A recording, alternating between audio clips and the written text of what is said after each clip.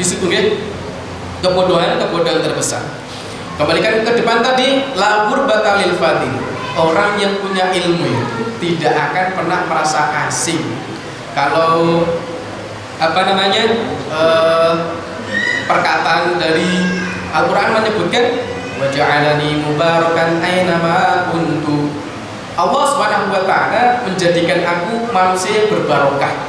Maksudnya selalu bermanfaat. Ainama kuntu, dimanapun saya bertempat, saya selalu bisa bermanfaat. Orang gawe masalah, orang yang bagus itu, dia mau ditempatkan di mana, dia akan bisa selalu bermanfaat. Itulah buat orang-orang yang orang-orang yang punya ilmu.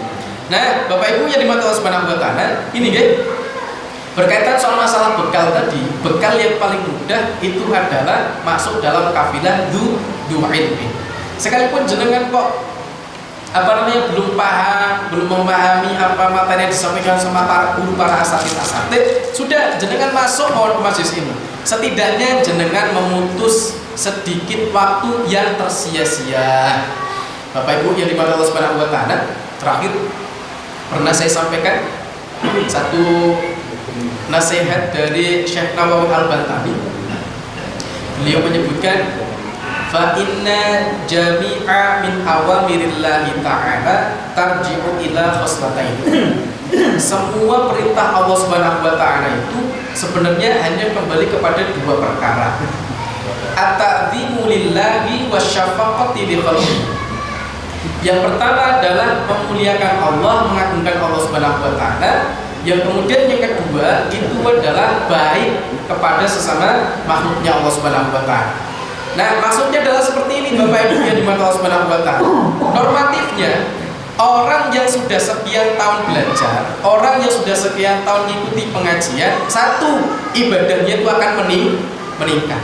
Yang kedua, orang tersebut akan semakin baik sama istrinya, semakin baik sama anak-anaknya, semakin baik sama orang tuanya, semakin baik sama mertuanya, semakin baik sama saudaranya, semakin baik sama tetangganya, semakin baik sama orang-orang yang lain. Tapi kalau misalkan jenengan ngaji, kemudian keluar dari ngaji jenengan malah berubah jadi orang yang tidak dikenal, maksudnya jadi wong jahat misalkan, itu berarti ada yang salah dalam belajar. Ada yang keliru ketika masuk di tempat pengajian. Imma satu, jenengan salah paham, atau yang kedua, gurunya yang tidak bisa menjelaskan. Karena sifatnya orang yang belajar itu akan meningkatkan amal soleh kepada Allah. Yang kedua, membuat dirinya semakin baik. Tidak ada orang kafir Quraisy setelah masuk Islam kemudian dia jadi orang jahat. Tidak ada sejarahnya. Dalam sejarah orang-orang yang masuk dalam Islam, yang dulunya itu orang yang jahat masuk ke dalam Islam jadi orang yang baik.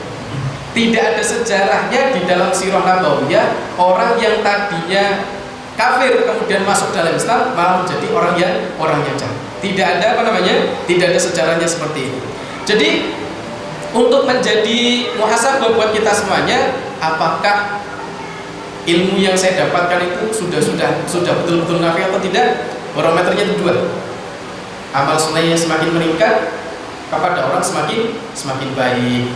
Bapak Ibu yang dimati Allah Subhanahu wa taala, ini yang bisa kita pelajari di malam hari ini.